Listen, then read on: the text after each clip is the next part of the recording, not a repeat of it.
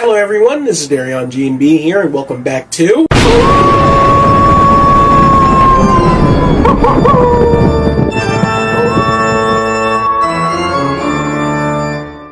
And today we're going to be diving into the chaotic world of The Evil Dead. Something I want to bring up right out of the gate is that I have covered these movies before. This franchise was the first thing I tackled in these Spooktaculars over 4 years ago, I think, and since then has driven me to talk about more horror stuff each year. The reason I'm revisiting them is because, to put it plainly, I think those videos suck dick. I made it when I was like 16. They don't really hold up to my current style or standard for videos, and they highlight a particular problem I had when it came to the videos I made back then, where I basically plagiarized off of other creators' videos in an attempt to make my own seem more put together and well thought out. I like to think I've improved well enough in the years since I've made those videos, and would like to take another crack at these movies, as well as the TV show once again. But we'll be starting things off with the original, The Evil Dead. The Evil Dead released in October of 1981 and was directed by Sam Raimi. The film centers around a group of young adults venturing to a cabin in the woods in an attempt to have some rest and relaxation. But they unwittingly stumble across the Book of the Dead and awaken an ancient demonic presence that has come to take all of their souls. This movie is a cult classic, and I can safely say that it definitely deserves the cult status that it gained over the years. It's nowhere near perfect or the best in the genre, but what we have here is still a pleasantly good time. This is such a fascinating movie for me, because on one of my recent rewatches before this current one, I realized this is a movie that can really be looked at and viewed in many different ways. And what I mean is that if you take the movie on its own like a standard 80s horror flick, whether or not this era of horror films is up your alley will determine whether or not you'll enjoy this, obviously.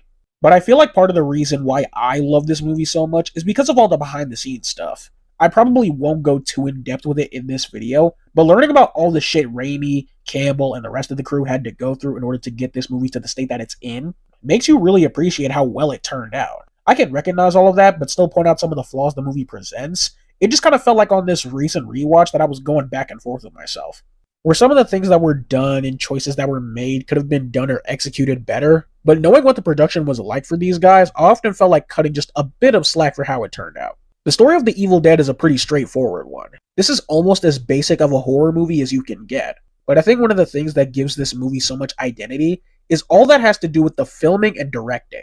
There are so many sequences and shots throughout this movie that gives it its own unique sense of charm. Whether it's the characters just fucking around with each other and hanging out, the way they handle the camera and how they linger on certain shots, the editing being a little funky from time to time, it just adds to this movie's really cute charm for me. And I think the way everything is filmed and shot before all the horror shit actually starts happening serves as a neat little visual calm before the storm before shit really hits the fan. Because whenever they get a little more slow or they start introducing more of the horror element into the story, the lighting, camera angles, and editing just go so damn hard. You can just tell how much Sam loved to mess around with all these different angles in this movie, and I think that level of love and creativity is shown pretty damn well in the final product. All the different ways the camera follows certain characters and stuff, or pans around them or the whole cabin itself, just adds to the horror experience, where you're put on just as much of a chaotic ride as our characters. And it's crazy to think this is Raimi's first film on a literal shoestring budget. Again, I don't want to go too in-depth with this, as there are probably other folks who can do a better job at breaking this down. The nigh unbearable weather conditions, which almost resulted in the crew and some of their equipment freezing every night because it was that cold, and them having to sleep at the cabin that they filmed at, and it being pretty run down and old, on top of a bunch of other stuff, just makes it all the more impressive that so many of these shots and sequences hold up as well as they do. I also think this movie should be appreciated for being one of the first in the cabin in the woods subgenre of horror. It really all started here, and honestly, given how grim and fucked up and bloody this movie gets, it's easy to see how this style of horror is as common as it is. The setting was utilized extremely well, not only with the cabin being super small with not that many places to go, the atmosphere they set for the woods at night just provides more of an inescapable dread for this evil entity. The world building for this movie is pretty basic, all things considered. The Necronomicon is a really interesting plot device. A book from hell bound and inked in human flesh and blood is sick as hell, but the movie for the most part relegates itself to focusing on the possessions and stuff, which works fine. It's not like this particular movie needed to dive any deeper into the book's origins and stuff, but it is just one of those things that makes the story feel a bit flat. The tone for this movie is something that'll be a make or break for most people, I think, and is another thing that I think is just fascinating when knowing the behind the scenes stuff. For all intents and purposes, The Evil Dead is meant to be a straight up horror film. Most of the bits of comedy we have in the movie are almost on accident, and I think the crew were shocked so many people wound up laughing and having a fun time, as opposed to being shit your pants scared. This movie can be creepy and eerie as shit when it wants to, but a majority of the time, the movie's tone has this very cheesy and campy air to it, which is more than likely a byproduct of just what horror was like at the time, but the unintentional campiness is kind of what gives this movie more of a unique charm. It never feels like it takes away from the horror that's on screen. It just makes the movie more fun to watch. The horror in the movie itself, I think, was handled pretty well. The Evil Dead films are synonymous with being complete gore and splatterfests, and yeah, this movie is definitely that. When we start getting into the demon shenanigans, the movie takes such an unnerving and unsettling direction. Seeing these guys get taken out in the way they do is absolutely intense. I love how the movie constantly likes to build tension. The movie likes to slow down on certain beats to just let the horror naturally build up, and it's honestly super effective. One of the things that helps it greatly is the movie's sound design. I love how the sound effects were utilized in this film. It just adds so much character to the whole movie, and just adds so much to the atmosphere of certain scenes.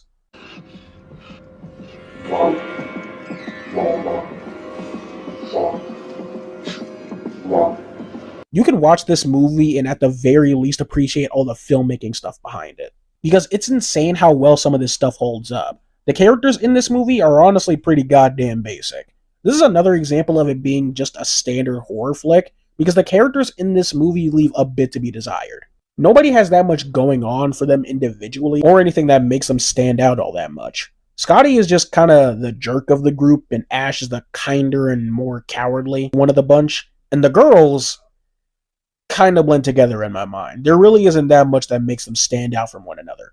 Shelly is Scott's girlfriend. That's kind of it. Linda is Ash's girlfriend. That's kind of it. Cheryl is the one that got branch banged by a demon tree about 30 years ago. It'll also never not bother me how poorly some of these connections in this group were established. You would not get the impression that Ash and Cheryl are meant to be siblings based on how they interact throughout the movie. Hell, I'm willing to bet so many people didn't even realize that until the movie literally fucking tells you.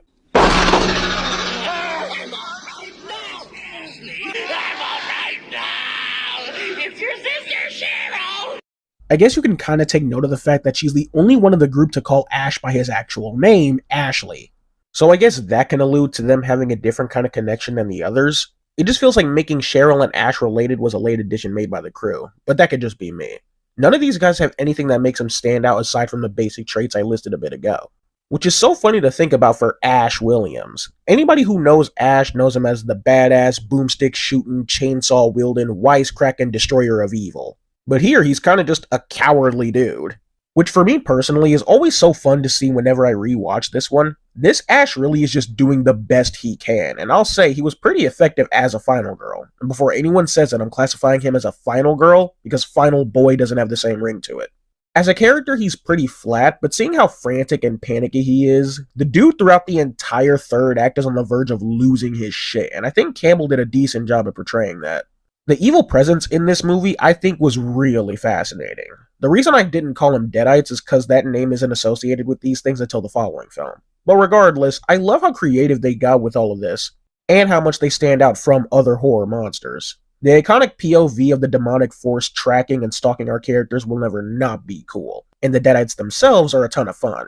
It's honestly a shame that these things haven't become as popular or as recognizable as zombies and vampires and stuff, because these things are so fun and unique. Typical horror monsters like the one I mentioned before are terrifying in their own right, but what I like about the Deadites is that not only are they scary, they actually have rowdy, lively, and funny personalities. The dialogue given to these things are equal parts fun and eerie. It's one thing to deal with an animalistic monster coming to rip your throat out, but it's another thing to deal with an animalistic monster coming to rip your throat out and bully the shit out of you just for the fun of it. Ash, I don't want to die. You're not going to leave me, are you, Ash? Are you? I don't want to die. You're not going to leave me here, are you? Are you, Ash? These things are fucking gnarly, dude. They do such a great job in making them terrifying. Deadite Linda singing that creepy-ass song. Shut up. We're gonna get you. Not another peep. Time to go to sleep. Deadite Cheryl being locked in the cellar just looks creepy as hell.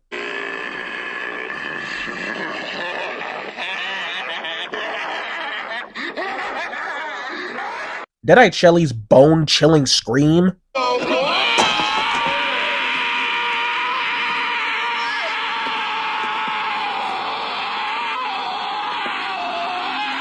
One of my favorite bits of the movie is just seeing Deadite Shelly slowly chew through her hand after Scott cuts it. There is literally no reason for this thing to do this or to drag it out as long as it did.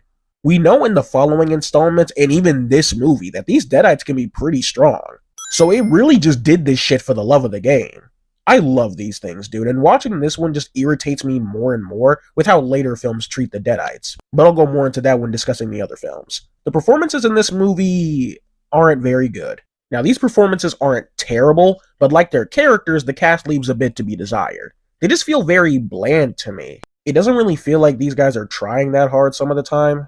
Whenever they go full-on Deadite, I feel like there's nothing holding them back from just kind of going all out. So whenever we get those bits, the performances get pretty fun for me. But otherwise, yeah, I think these guys could have been a bit better, which makes sense given this is their first ever film, and the conditions while filming weren't the best. Regardless, I still think the performances fell a little flat for the most part. Putting my bias for the character and actor aside, while Campbell did a decent job with the physical acting, seeing Ash slowly lose it was executed pretty well. As a whole, his performance, like the others, feels a bit amateurish. Like I said earlier, the Evil Dead franchise is primarily known for being absolute splatterfests, and in this original movie, they go absolutely fucking insane. The various effects they use throughout this movie still hold up incredibly well. I love all the different ways they utilize stop motion. It's not used that often in the movie, but when it does, it looks sick as hell. But all the gore effects, and I mean all the gore effects, are fan-fucking-tastic.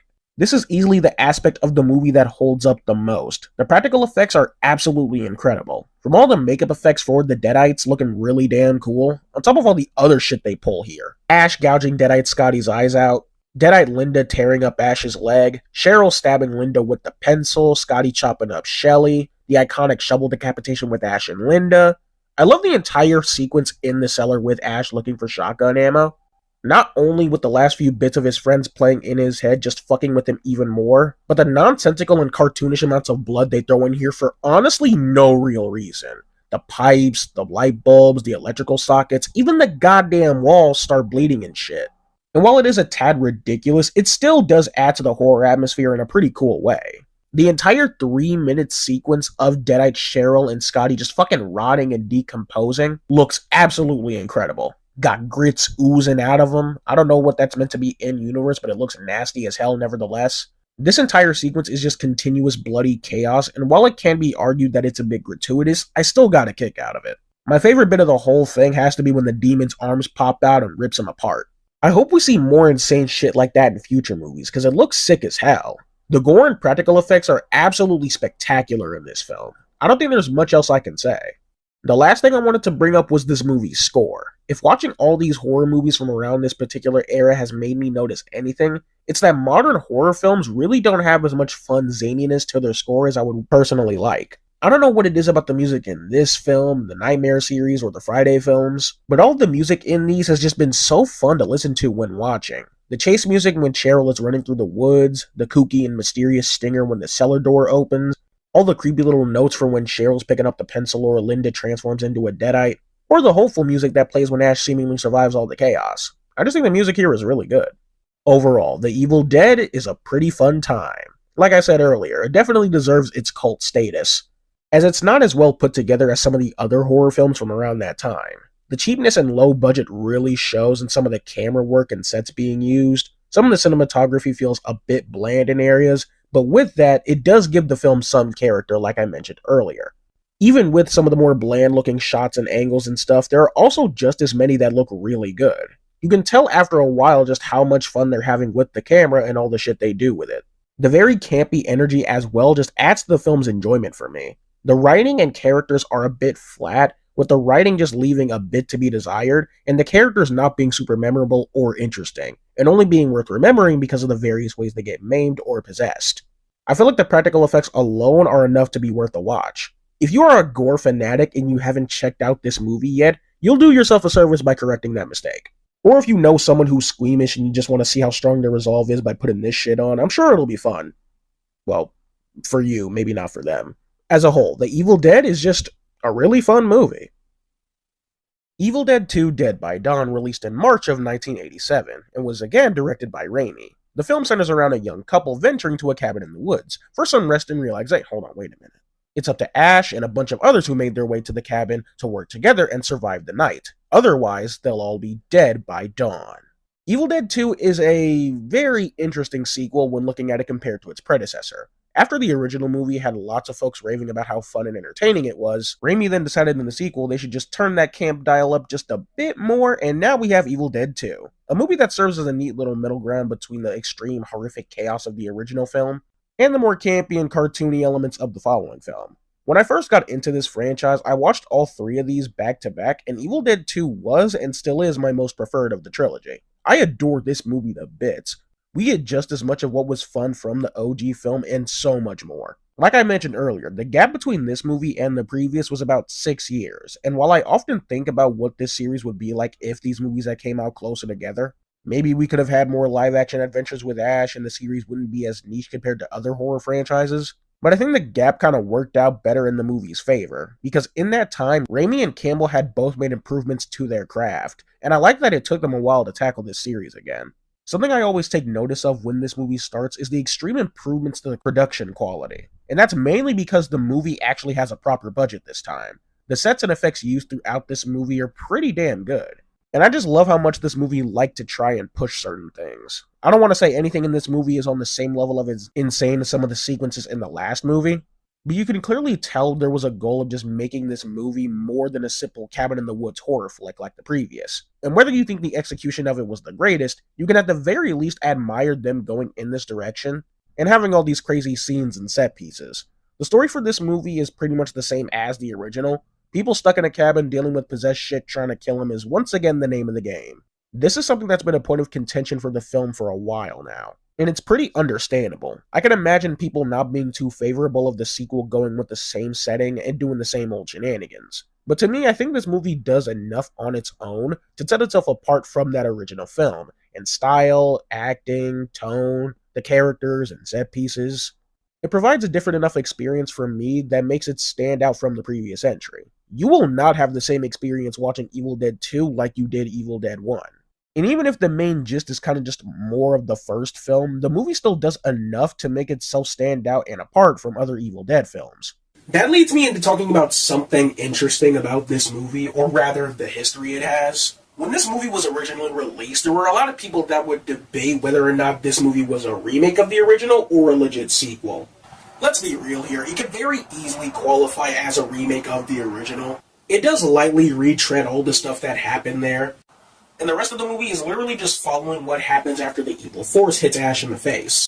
But I think it's very evident they intended for this to be a sequel. It has 2 in the goddamn title. But I also think it was very evident that the beginning of the movie is just meant to be a brief retelling of the events of the original film.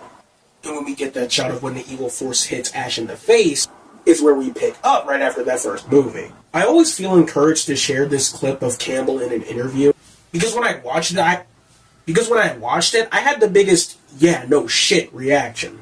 So, if you really want to do it right, you take the first Evil Dead up to where the evil entity hits me, cut off all the recap, go right into Ash being thrown through the trees at the beginning, Lance play the movie. It would all make perfect sense.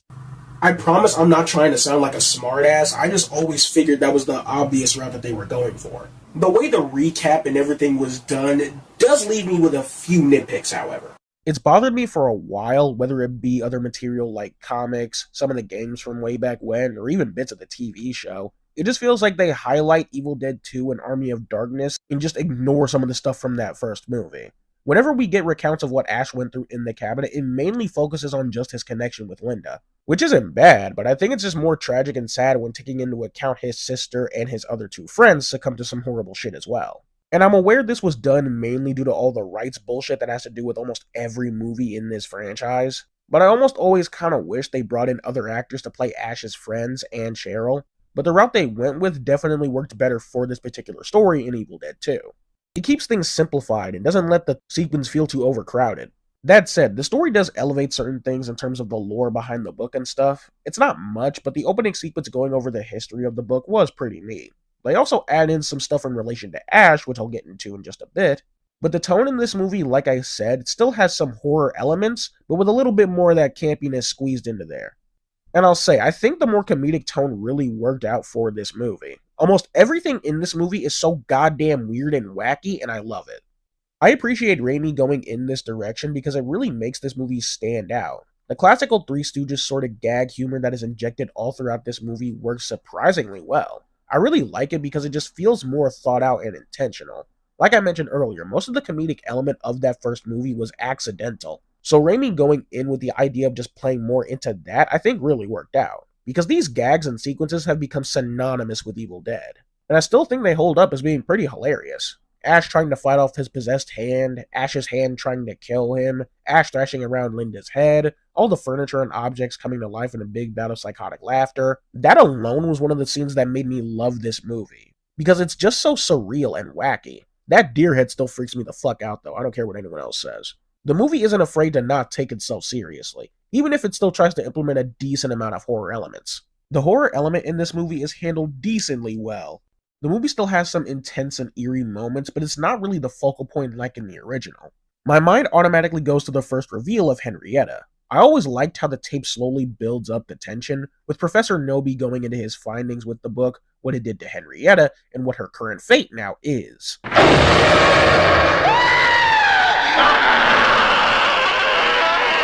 This sequence isn't near the scariest thing ever, but it definitely does a great job of making you unnerved.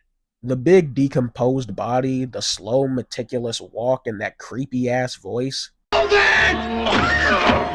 those shades up! Come to me. Come to sweet Henrietta.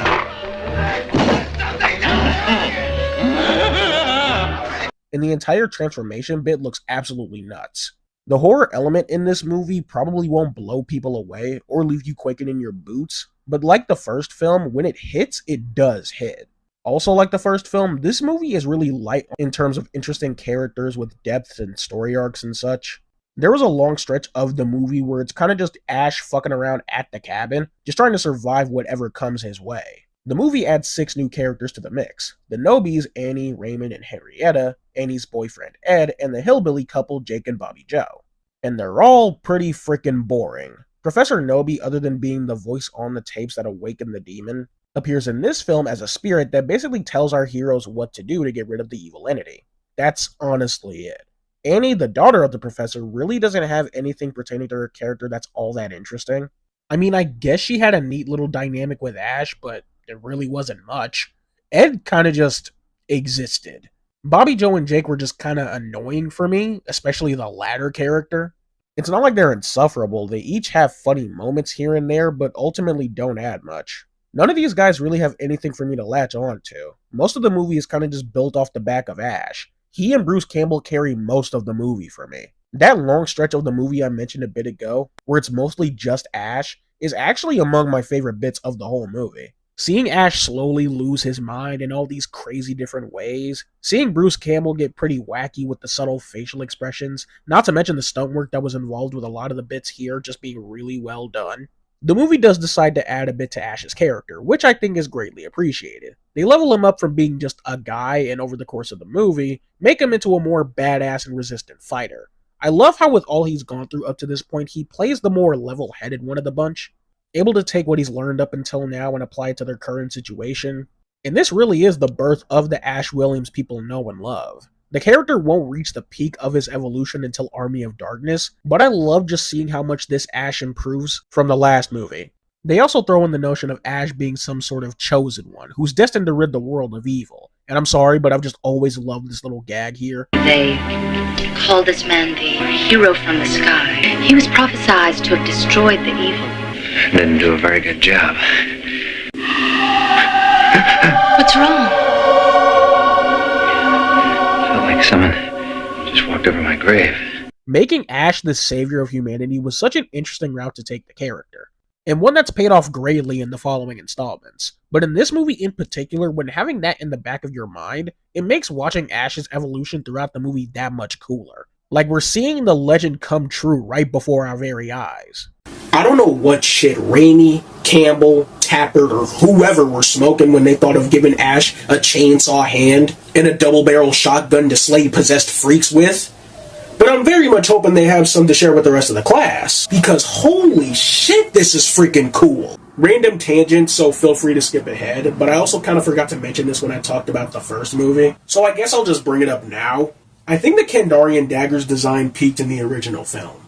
This is such a random tangent, so feel free to skip if you want, but I couldn't stop thinking about it after watching both of these movies. And seeing how differently the dagger is, and knowing how differently it'll look the next time we see it canonically in Ash vs. Evil Dead, and it just made me wish they would stick with a design that was more interesting and unique like the one from the original film. The amalgamation bone handle with all the skulls and shit looks so much cooler than the simplified version we'll later get, and compared to the one we get in this movie. It just feels like it has a bit too much going on for me. I wouldn't mind this as an evolved kind of form, but no, it just kind of looks like that in this movie. This really doesn't matter, I just couldn't get it off my mind.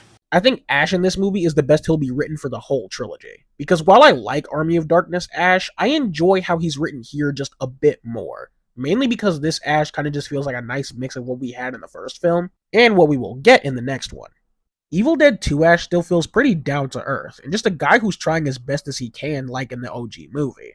Trying to keep everyone alive and get out of this mess as easy as can be, but still that badass hero that looks good slaying evil. The performances in this movie are honestly pretty damn good. Like I said, the long gap between the first film allowed Campbell and Raimi to really hone their crafts. Not only has the movie seen a massive improvement visually, the performances are actually good this time as well. Despite how little I cared about the other characters, I thought Richard Domier, Cassie DePaiva, and the late Dan Hicks were all pretty good as Ed, Bobby Joe, and Jake respectively. I apologize in advance if I fucked up anyone's names. The late Sarah Berry was pretty good as Annie. Her scream really started to annoy the shit out of me after a while though.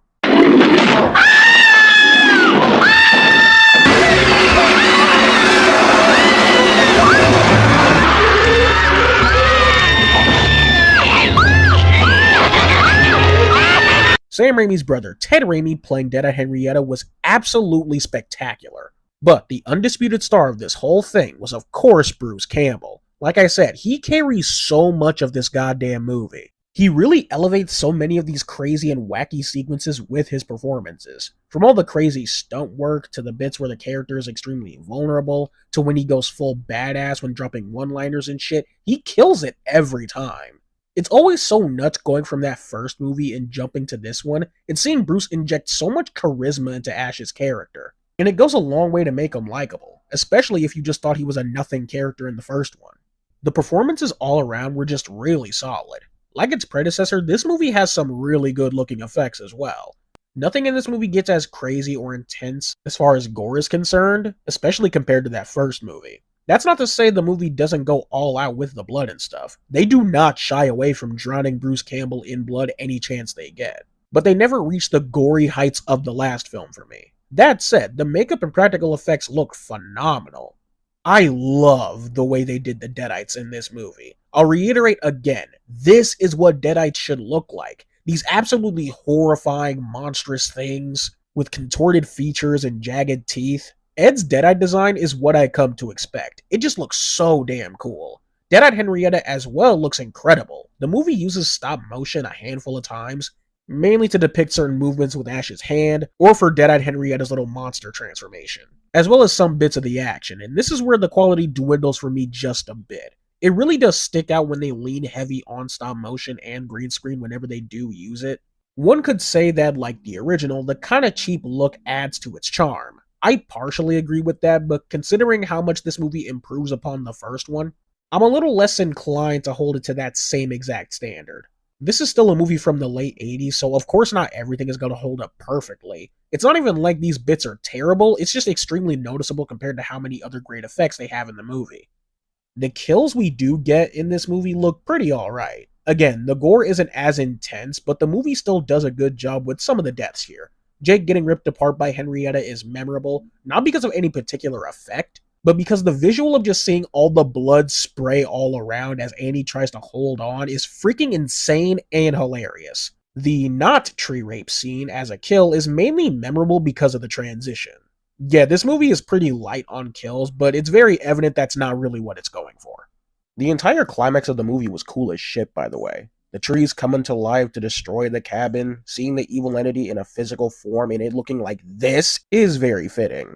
I love the rotten apple demon head thing, it looks sick as hell. This entire sequence is just nuts, but the ending I also think is brilliantly haunting, and kind of a perfect reflection of what Ash will go through in his life. Having this badass demon slayer get warped through time and space, who wants nothing to do with the role of being the savior, is such an important component of Ash's character, and I love how this ending perfectly reflects that.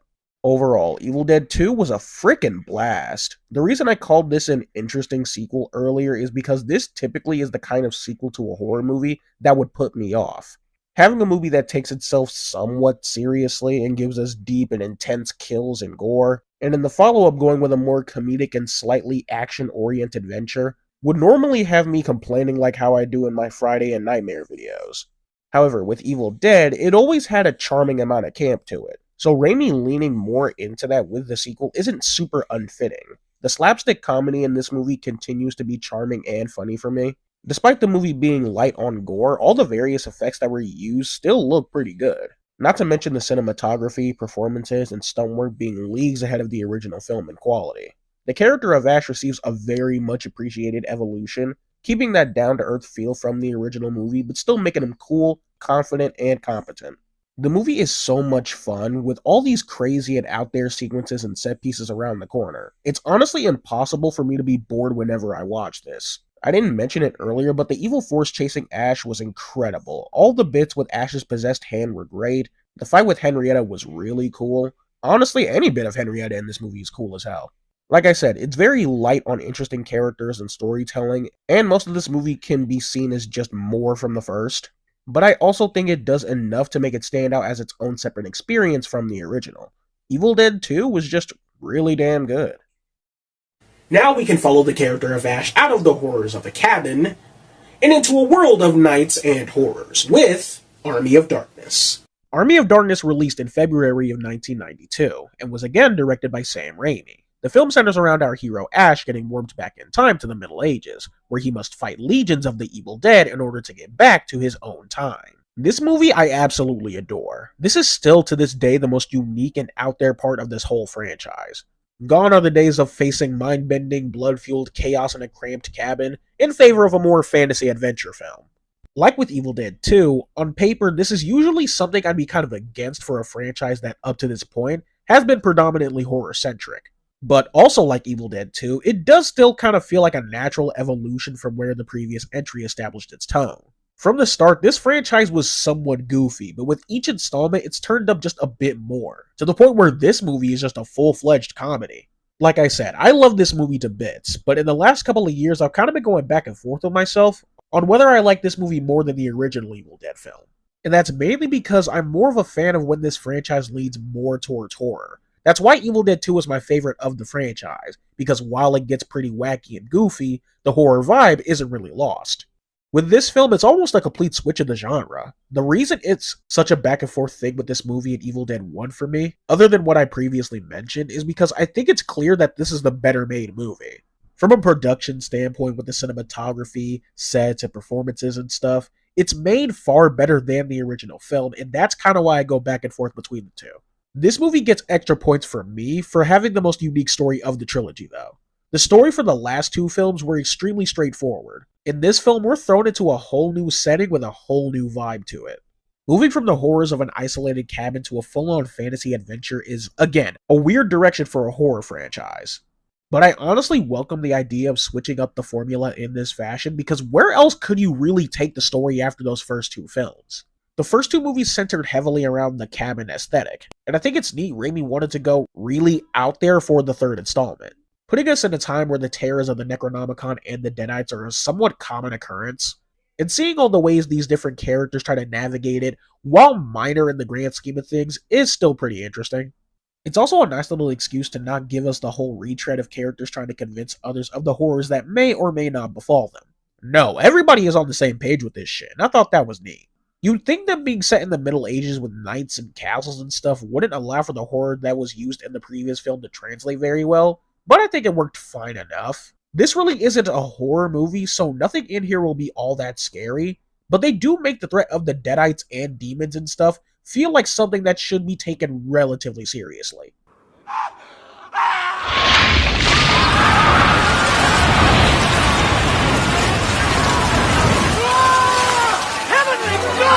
The tone, or more directly the comedy for this film, I think was handled pretty well. Like I said, I love all the goofy shit they pulled in Evil Dead 2, and Army of Darkness is 80% just that. With that said, it wasn't always perfectly handled. It never got to a point where it was annoying or grating, but some of the gags and sequences here I think go on for a bit longer than they need to. It's still funny, but I think some of these could have used some trimming of the fat. That said, this movie has me in absolute stitches, no matter how many times I watch it.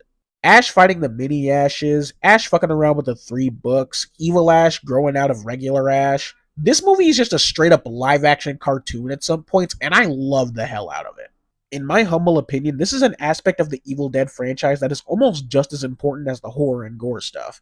Seeing all the crazy and kooky ways the Deadites or the book chooses to mess with Ash just adds so much fun and whimsy to the franchise, for me. Like, there are almost no bounds for what these things can or can't do, so it's fun seeing the exact range of scary and goofy these things can go. Something else I love about this movie and the franchise as a whole is how much it stands on its own 2 feet. You could honestly watch any of these movies without watching the others and you'll still have a solid experience, because of how good of a job they do at not making the other ones required viewing. Despite Evil Dead 2 being my favorite of the trilogy, I think this film might be the one I've rewatched the most, and that's mainly because it's just so easy to jump into and get hooked into the zaniness of the comedy, the dumb but still cool as hell action scenes. It's just a really fun time. This movie is also very bland when it comes to the cast of characters. I'll say these guys are a step up from the side characters in the previous films, but not by much. They each have their fun little moments. Henry the Red was pretty fun, and Lord Arthur had some goofy moments here and there. The Wise Man existed. Sheila, the love interest for this movie, could honestly be replaced with a plank of wood and not much would be different. The romance between her and Ash just always felt so forced to me. It'll also never not make me laugh at the fact that this motherfucker Ash went straight to hooking up with this random medieval chick less than a day after chopping up his possessed girlfriend. This is the first movie in the series to have an actual character as the main villain instead of a bunch of Deadites. Here we have Evil Ash, a double born within Ash from swallowing a small version of himself. I think Evil Ash is a ton of fun. It's always so fun to see a version of Ash that doesn't hold back and is just a diabolical asshole. Now, what I'm going to say next is something that came to mind strictly because of hindsight, but I think this movie could have done a bit more with there being a whole evil version of the Chosen One. This isn't necessarily a fault of the movie, but seeing what they do with another Evil Ash later on in the franchise, I just wish the movie played that up a bit more. Ash Williams himself was fantastic in this movie, though. Ash has finally reached the peak of his evolution, from a scared little coward to a more resilient badass, and now the wisecracking hero we all know him to be. I said when discussing Evil Dead 2 that I kind of favor how Ash was written there more than I do here. And that's simply to do with the fact that over time, I think Ash in this movie is a bit too much of an asshole sometimes. Don't get me wrong, Ash being a bit of a dick is a fun part of his personality. When taking into account everything Ash has gone through up to this point, forced to chop up his friends and loved ones, faced back-to-back horrors beyond human comprehension, and forced to chop off his own possessed hand, on top of being sent back in time to the Middle Ages, where he's immediately sent to his death because just some random asshole said so, yeah, I think I and many others will be pretty snappy too. Well, hello, Mr. Fancy Pants. I got news for you, pal. You ain't leading but 2 things right now. Jack and shit. And Jack left town. But it's just after the last 2 movies, this turnaround started to feel a little less natural for me personally. Yeah, it makes sense that he'd have an attitude with everyone, but after the previous films, I think there's definitely a version of this Ash that is still a dick, but more toned down to where it feels more in line with how he was previously. You know, where he was still relatively down to earth and tried to keep everyone alive as best as he could. Now, that's not to say this Ash is badly written because he's a dick. That is most certainly not the case. If anything, him being a selfish asshole is a part of his arc for this movie. Yeah, on top of an interesting setting, fun bits of comedy, this movie also has some decent character growth for Ash. It's not much, but it's far more than anything in the last films have given us. Yeah, him being pretty selfish and an asshole works as a way to make him stepping up to that chosen one role feel all the more gratifying. He has no real reason to stick around and help these guys face off the army of the dead, but still sticks around because it's the right thing to do. Again, it's not much, but it is pretty effective. This movie is also where they firmly establish another characteristic of Ash that I love, and it's that he's not always the sharpest tool in the shed. Klaatu! Barata!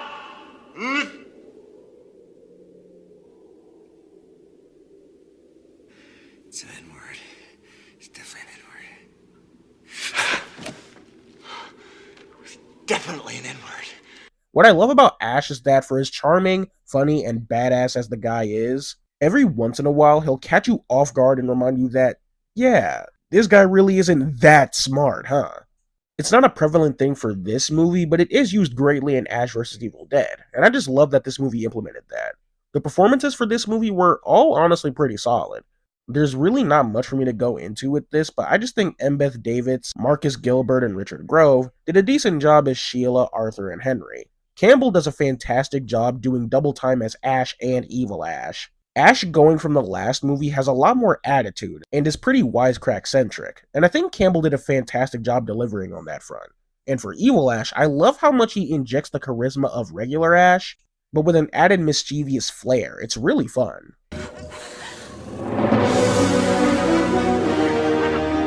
Give me some sugar, baby.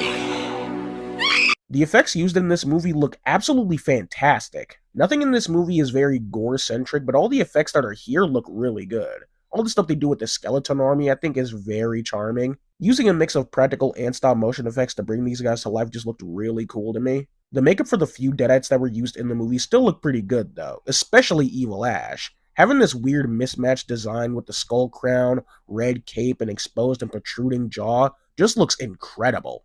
As well as some other various effects, like the stretching one when Ash was messing with the books looked really cool, as well as how they did stuff with the mini Ashes.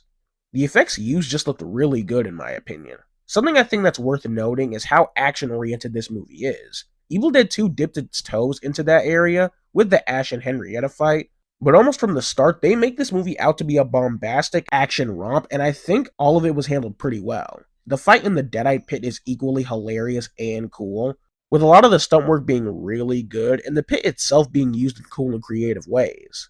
It's a shame this is the only part of the movie that gives us some good chainsaw arm action. It has been bothering me for years that they never had him use the chainsaw again after this point, not even in the final battle, which would have just been sick as hell. Speaking of which, yeah, the entire final battle sequence in Castle Kandar will never not be cool to me. From the fun and goofy skeleton motherfuckers just running around doing shit, seeing Ash ride around in a souped up version of the Delta, that's basically a death machine, is cool as hell. Seeing Ash fight off Evil Ash and the other Deadites was again really cool.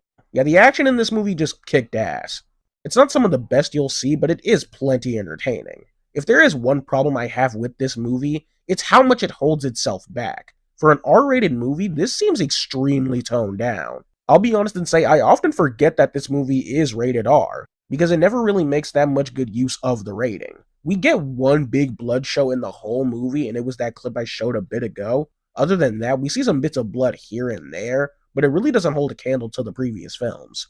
That's honestly the main thing going against this movie for me, other than the comedy being a bit much at times. Even with the R rating, they for some reason went really light on all the gore and shit. And for it to be attached to a franchise that was built upon insane and off-the-wall amounts of blood and gore, that is pretty disappointing. Overall, Army of Darkness is pretty goddamn good. It's an action-packed, campy, and comedy-filled ride from beginning to end. As a film in the Evil Dead franchise, it does get held back by its lack of gore for me. For an R-rated movie, this thing feels like it holds itself back so much, for no discernible reason to me. The comedy can also be a bit much at times, with certain scenes and gags feeling a bit drawn out or not landing well, but that's still relatively rare. As for the most part, I still find this movie to be freaking hilarious. The wacky cartoon bullshit is simply iconic to me, and I can't imagine the Evil Dead franchise without it. So many of the sequences here not only get a great laugh out of me, but just look really good too. The various effects used in the movie look great. The stop motion on the skeletons, the actual puppets they used looked goofy as all hell, but in a fun way. The makeup for the few Deadites we get in the movie look decent, barring Sheila's boring ass look. but Evil Ash at least looked really goddamn cool. The setting was a pretty neat change of pace from the previous film, and allowed this movie to stand out pretty well amongst the other entries of the franchise. The character writing is still pretty weak, but Ash still proves to be the highlight of the film. His newly enhanced attitude and dickish behavior was a bit much at times, but still plenty entertaining and did a lot to properly round out Ash's character. The performances were all solid, and the direction and cinematography was pretty good as well. As a whole, Army of Darkness is just really good. Now we take our attention to the remake. Evil Dead was released in April of 2013 and was directed by Fede Alvarez. The film centers around a group of 20-somethings venturing out to a cabin in the woods in the hopes of helping their friend quit drugs, but they stumble upon some witchcraft in the cellar and unknowingly awaken an ancient evil that's come for their souls. The Evil Dead remake has had a pretty interesting history, I feel. It doesn't feel like it was that long ago when I saw a bunch of people write this off as another shitty horror remake, which I always thought was preposterous when I first saw it. But it's neat that in the years since, people have become more open about their fondness for the film. Yeah, if you couldn't tell, I really enjoyed this movie. Dare I say, I think it's better than the OG Evil Dead film. I can already imagine some of y'all gathering your pitchforks and shit, but come on, you know I'm right. This movie was the first thing I saw when I got into this franchise, and needless to say, it scared the shit out of me. But I still got a big kick out of it. So when I heard when a few folks didn't like the film from some online chatter, I eventually went on to watch the original trilogy and experience those for myself. And while I adore the original and OG franchise as a whole, this movie always felt like it had the OG beat. And I say the OG specifically because, well, that's the film this movie is remaking. The story for this movie I always found very fascinating. Now, it's not anything groundbreaking, but the writers made a few neat little additions that go a long way in my opinion. The cabin our characters reside at, being a family cabin they used to own, always felt like a really nice touch to the story. It makes the cabin feel less like a basic setting, but I think it connects to the characters and the story in a pretty sweet and meaningful way. I also love that because the story centers around a drug addict who suffers from real bad withdrawals, it provides more of a logical reason in the story as to why they don't want to leave this place when all the freaky shit goes down. They established that the last time the character Mia was on drugs, she overdosed to the point where she basically died. So it adds that extra amount of weight to the scenario that feels believable. Like, yeah, no shit these guys wouldn't listen to the warnings of someone coming off of hard drugs. The tone for this movie is something I've seen be a bit of a point of contention for some folks, namely the fact that this was the first Evil Dead movie to kind of drop the signature campiness to it. This is the first, and to me, the only Evil Dead movie that doesn't inject that bit of humor into it, and it is kind of noticeable. But I don't think that's a bad thing. To me, it's just something that I think makes this movie stand out. This franchise is very loose in terms of style and tone, and while I prefer a natural mix of comedy and horror, going in one single direction isn't a deal breaker for me. Army of Darkness abandoned the horror tone almost completely, and I think that movie is great. While it would have been nice to have some more of that Evil Dead goofiness injected into here, kinda like how Evil Dead Rise did it sometimes, I still think it works well enough when leaning mainly towards horror. This movie also has a pretty cute way of paying respects to the original film, and I love it because it's relatively subtle, in that they're kind of blink and you'll miss it Easter eggs, like Mia sitting on a busted up Oldsmobile at the beginning, them using old audio clips in pretty creative ways. One by one we will take you. You will die! Like the others before you. One by one we will take you. The one callback I always thought was unnatural was probably this one. Oh my god, what happened to her eyes? I'm sorry, man, you just saw her puke up a gallon of blood, and that's what you chose to fixate on? The writing for this film, while good, isn't always perfect. The opening of the film I think is pretty well done. It serves its purpose to set up the tone for this particular story, but it always bothered me how little this scene has anything to do with the rest of the movie. And it wouldn't be a problem if it didn't bring up a ton of questions that never get answered. What exactly is the history of this cabin? Who the hell are these characters we're seeing? What the hell even are these things? Who are these people? Look, they're good people. Yeah, thanks, jackass. That totally answered my question. Some of the dialogue can feel a bit artificial at times, especially towards the beginning, but the thing that stuck out to me with this film is how it tries to establish certain rules for the demonic shenanigans. In the movie, they established that once this demonic entity claims 5 souls specifically, it'll resurrect and do some demon stuff. The problem is that the movie is rather loosey-goosey with what constitutes as someone's soul being claimed. Does someone have to die in order for the demon to claim their soul, or do they just have to become a deadite? What about Mia when David cleanses her with the burial? Does that revert the soul claimage? If so, it's a little disappointing to think it would be that easy to fight off a deadite infection.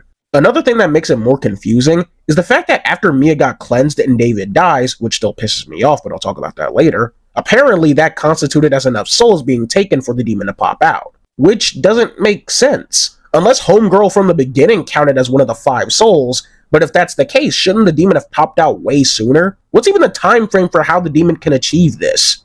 The movie never tells us how long it's been between the opening sequence and when we meet our main characters. Was it a month? Was it a year? Is there some kind of time limit for which the demon can claim 5 souls? And if it doesn't claim it in that certain time frame, it just has to start over? Look, the truth is, when it comes to all this demon stuff, this franchise has always been pretty loosey-goosey with the rules of it all. And I'm gonna be honest, I think it works better when it's treated as being more vague, because then you fall deeper into stuff like this when they don't properly establish certain things. I'm not against the idea of them wanting to make things with the Deadites and stuff more fine-tuned, so to speak, but the execution of it in this movie felt a little unnecessarily complicated. I think this could have been fixed if it was more indirect with the number of souls that could be taken, as well as establishing what exactly claiming souls means. The actual horror and scares of the movie were top freaking notch, dude. This might honestly be the scariest entry in the franchise for me. I'll go over the effects and stuff in just a bit, as it does contribute to some of the horror stuff here, but I always love how much this movie nailed such a constant sense of dread. That's kind of the only way I can describe it. Once the demon shit really starts to pop off and things quickly escalate and get worse and worse, you just feel a sense of hopelessness as you see all these guys try to find some means to survive, but ultimately taken out one by one. And I think one of the things that helps pull this off so effectively is the cast of characters. That's not to say these guys are perfectly written or all super intricate and interesting, because really they're not.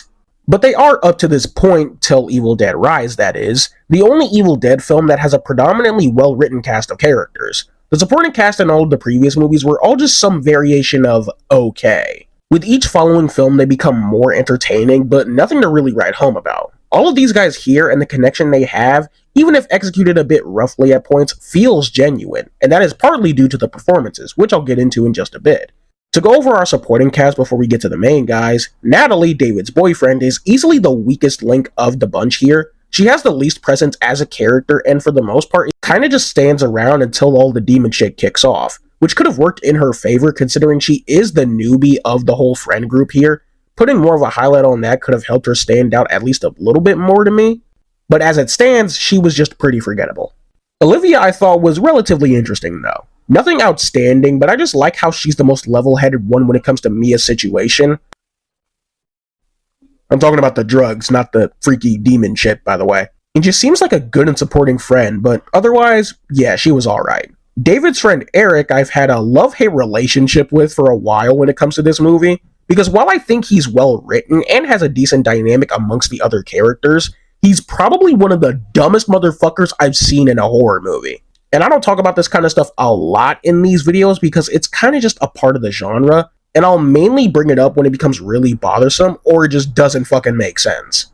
With that said, why in the diddly goddamn dick would his dumbass consciously choose to read from the witchcraft demonic book that literally has scribbles in it telling you not to? I get it, horror movie characters gotta do dumb shit for the plot, but it genuinely has always boggled my mind that someone could be this stupid for literally no logistical reason. However, they do somewhat rectify his stupidity by putting him through the goddamn ringer throughout the entire movie's runtime.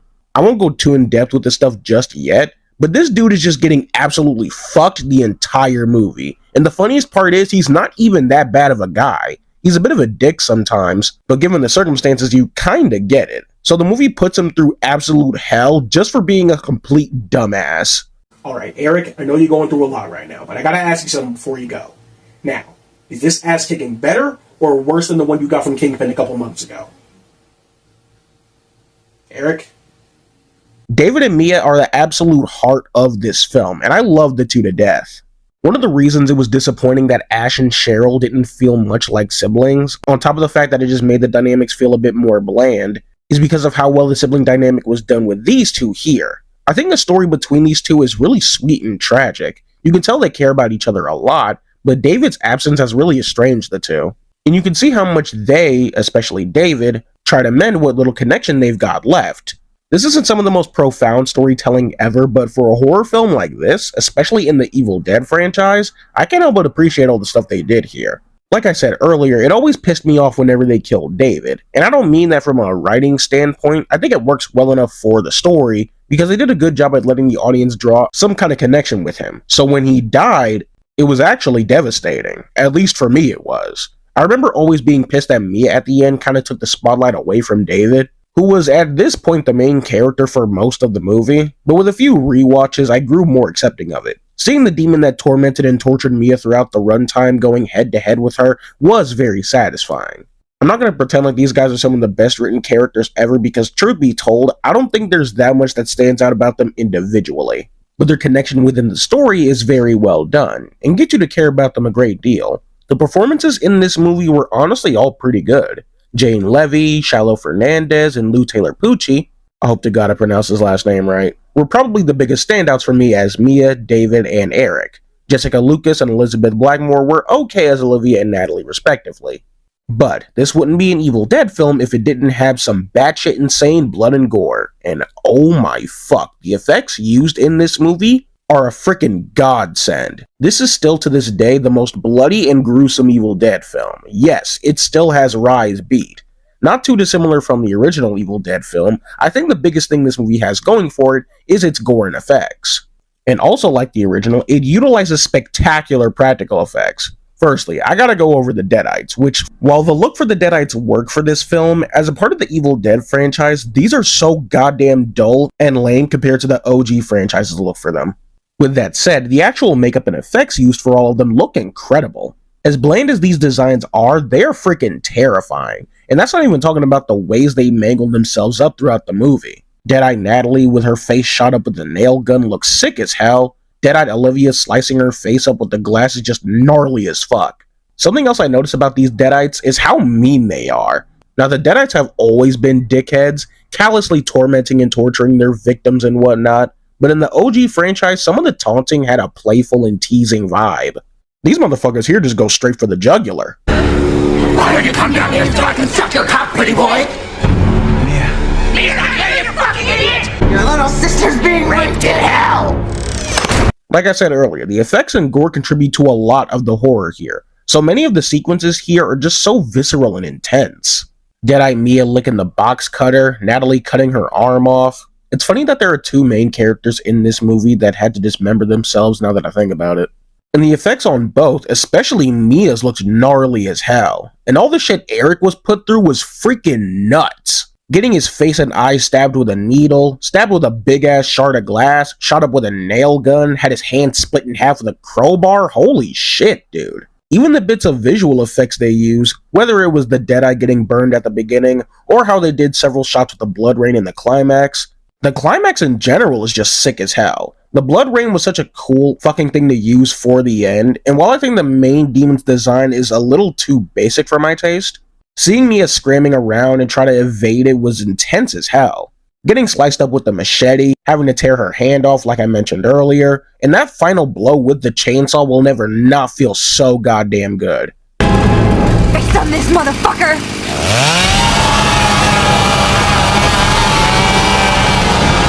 Overall, Evil Dead 2013 is fantastic. It's not perfect, with certain writing choices making it somehow less easy to follow in terms of rules and how the demonic thing works, compared to the original film and them not really bothering to go that in depth with it. The dialogue amongst the characters can often feel a bit stilted and artificial, but that's mainly something that plagues the first third of the film. It doesn't become an issue as the story goes on. It does a great job of making some of the circumstances behind the characters and their decisions more believable and understanding. It's a nice touch that goes a long way, I think. The character writing, specifically whenever it had to do with Mia and David, was really good. Their connection is at the heart of the story, and while their individual characters leave a bit to be desired, the movie does a good enough job to get you to care about them both. That can be said for the other characters as well, to a certain extent. The gore was phenomenal, all the various effects used were top freaking notch, and as a whole did something any remake should do. Keep the spirit of the original intact, while not being afraid to stand out and be unique. Yes, it has homages and callbacks, but this is a completely different experience from the original. As a whole, Evil Dead 2013 is a great film and a fantastic horror remake. Now we take our attention to Evil Dead Rise. Evil Dead Rise released in April of 2023. It follows the stories of two sisters, Beth and Ellie, as well as Ellie's three kids, as one of them finds the Necronomicon Ex Mortis, the Book of the Dead, under their apartment building. They read aloud from it, and it awakens an ancient evil that claims to take their souls one by one. Here we are with the latest film in the series. When I first heard that Raimi and Campbell were in the early stages of making another Evil Dead film after the unfortunate cancellation of Ash vs. Evil Dead, I was ecstatic. I of course knew Raimi wouldn't direct, and Campbell already made it pretty apparent that he was done playing the Ash character, at least in live action form, I guess. So what I at least hoped for would be a semi-follow-up to the ending of Ash vs. Evil Dead Season 3. Maybe we'd follow Pablo, Kelly, and Brandy and see the beginnings of how evil took over the planet and stuff like that. I mainly just wanted to continue with the main canon and lore that Ash vs. Evil Dead established, but obviously that didn't pan out to be the case. The more castings and plot synopses came out, it looked like it'd be another standalone and self-contained venture, much like the remake. With Lee Cronin at the helm and Raimi, Campbell, as well as Rob Tappert in the producing role, we have Evil Dead Rise. Now, just because it isn't in the same continuity as the OG films and show, didn't mean that I was going to write it off. It's still an Evil Dead film, and I was obviously going to be excited for it, seeing as how much I love the 2013 remake as it being the thing that introduced me to this franchise. Evil Dead as a series has a lot of potential with story, lore, characters, etc., and I was looking forward to seeing what Lee Cronin would bring to the table. The story I find to be pretty fun, being the second Evil Dead film to ditch the cabin in the woods setting in favor of a LA high-rise. A change-up that I much appreciate. When I first heard this, I was excited to see what they would do, and I think they handled it pretty well. There's still that feeling of being closed in and trapped with the evil entity, and it's cool to see how the Evil Dead utilize different stuff like elevators to their disposal, and I also like how they try to modernize certain elements, like ditching the traditional tape recorders in favor of vinyl records, and stuff like that I think is pretty cool. The story also feels far more personal this time around, dealing with a somewhat disheveled family as opposed to a group of friends. The family element was my favorite part of the remake, and I like that they pushed it to the forefront of this story this time around. You definitely feel a lot more for these characters when they're each getting taken out, and they don't feel like pointless bodies waiting to drop. That's not to say it's perfect, because while you do feel bad, it's less that you feel bad because you're really connected to the characters, but more in a surface level sense of, oh, it sucks this kid's mom is possessed, or man, I feel bad this character's sibling died. Because I personally think we could have done just a little bit more with going over the relationships of these characters. Something that's really noteworthy about this movie is its tone. Evil Dead from the beginning has always had a dark sense of humor. As the films went on, we got more and more into the campy, Three Stooges style of comedy, with the franchise being at its best with a good balance of dark horror and goofy comedy. Which is why I think Ash vs. Evil Dead is the best thing the franchise has done. With the 2013 remake, they leaned heavily into the dark and serious, which definitely worked.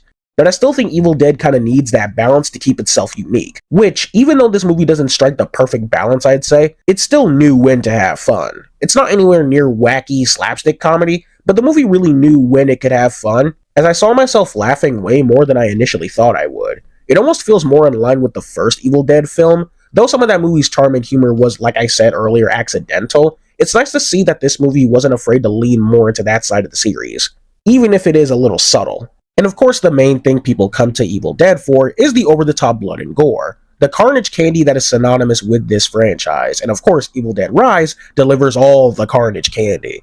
This movie does not hold back on the chaotic nature that this series is known for. You got eyeballs and limbs being ripped and torn apart. The bit with one of the possessed kids eating the glass always messes me up, and of course, the freaking cheese grater.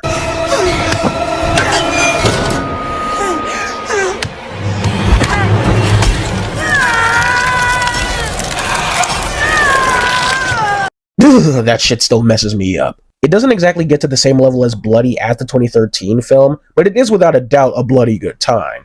Needless to say, the scares in this movie are pretty good too. Before we got more of this movie revealed, I was hoping that we'd retain the OG Deadite design, and I was honestly disappointed to see we're still dealing with the very oversimplified look of the remake. Except, in my opinion, just slightly more boring looking. I've said it several times already, I was always more fond of the look that the original Deadites had, almost as if the evil was like contorting and corroding the possessed from the inside out. But now we just have gray skin and yellow eyes, and it's honestly pretty lame. For the love of fuck, I hope Evil Dead Burn switches it up in some way, dude. Even if they don't utilize the OG Deadite design, I hope to God they at least make the Deadites look somewhat more interesting than these. But regardless of how they look, the Deadites are still really damn good in this movie. They still retain that dark and maniacal humor, and there's no limit to how mean and downright despicable they get. What's happening to me, sweetheart? I don't know, Mom. I did it.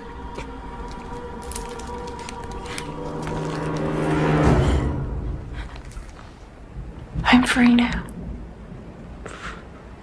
Free from all you titty-sucking parasites. I like for this movie, in comparison to the remake, they make the Deadites a bit more toned down in how mean they are. Like, it doesn't feel as visceral or intense, and kind of just has more of that somewhat playful and teasing vibe like the original series. This movie is also pretty fucking gross at times, and I mean that in a good way. There's plenty of weird bodily fluid that the Deadites spew out. Never thought we'd see the return of the mysterious white substance from the original Evil Dead film, but hey, we got it back. While it may definitely be gratuitous for some, I still found it entertaining.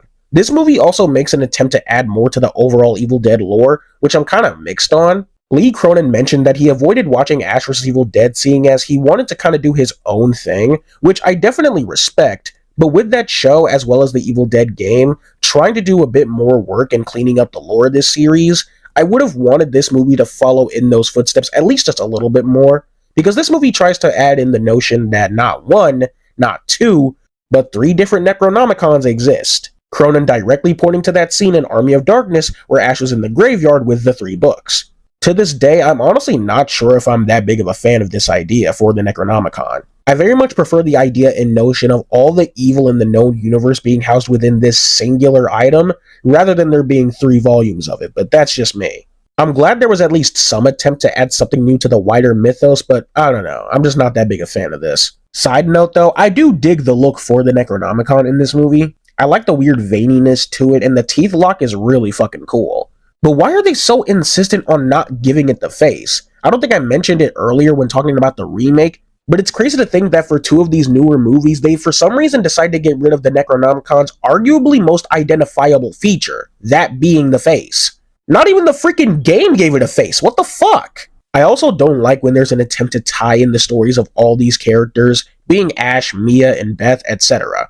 When I think their stories work fine separately. I really don't see a need to tie these into each other, especially when the TV show and game make such big attempts to clean up the lore of this frankly convoluted-ass franchise. You can also tell that Cronin had a big love of the previous films and horror in general. There are a lot of homages to the original Evil Dead films, like the eyeball gag, Dead by Dawn, and stuff, all feeling pretty tasteful. Like, they really didn't feel forced, because these are really only things OG fans will like and appreciate, and for your average moviegoer, they'll probably just think nothing of it, which is my favorite sort of homage. But you also have a lot of references to stuff like The Shining, the John Carpenter-esque Deadite-fused creation known as the Marauder at the end, which is creepy as all living hell. I know for some this kind of stuff will seem forced, but I don't know, I liked it. The characters and cast in this movie overall I found to be pretty good. Alyssa Sutherland as Ellie, the demon-possessed mother, is the absolute standout performer throughout the entire movie.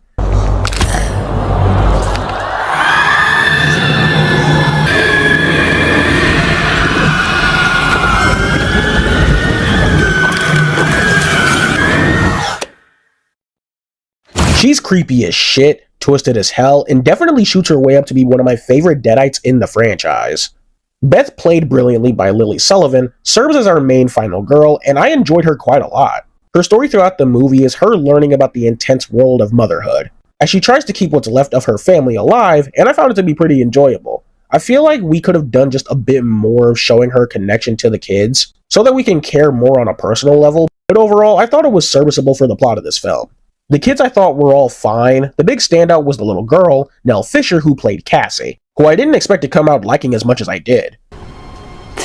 This is what happened to Bridget and Mom gonna happen to us. I'm not gonna let that happen. You'd be a good mom someday, Honeybeth. Oh, yeah? Yeah. You know how to lie to kids. The other 2 were okay to me. The older brother, Danny, the one who reads from the book, is just fine. And Bridget, was okay. They served the plot well, and the actors Morgan Davies and Gabriella Eccles did a pretty good job, especially as Deadites. But yeah, they were just alright. Lastly, this movie has a lot of really fucking good directional choices. Of course, the standard evil POV is pretty good, but there are also a lot of cool establishing shots, clever camera work, and cool POV angles and stuff. Plenty of split diopter shots, and yeah, it's just really cool to look at. Overall, this movie was just a bloody fun time. All the effects, practical or visual, were top notch. The direction was pretty great, the scares and gore were spectacular, but there could have been a bit more done with the character side of things, and I'm not a huge fan of the attempts to add to the mythos, but all in all, Evil Dead Rise is just pretty damn good. Just like Scream, however, I hope this franchise takes more steps to stand out more, because while I like this movie quite a lot, it still just blatantly follows the traditional Evil Dead formula. With all the eldritch and Lovecraftian horrors that resides within the Necronomicon, I hope we branch out of standard demon possessions and get really fucking crazy with the monsters we face in this series. Also do more with the setting. I like the high-rise setting for this film, but I don't know, with this most recent rewatch, it all being set on one floor and in one main apartment felt just a tad too limiting.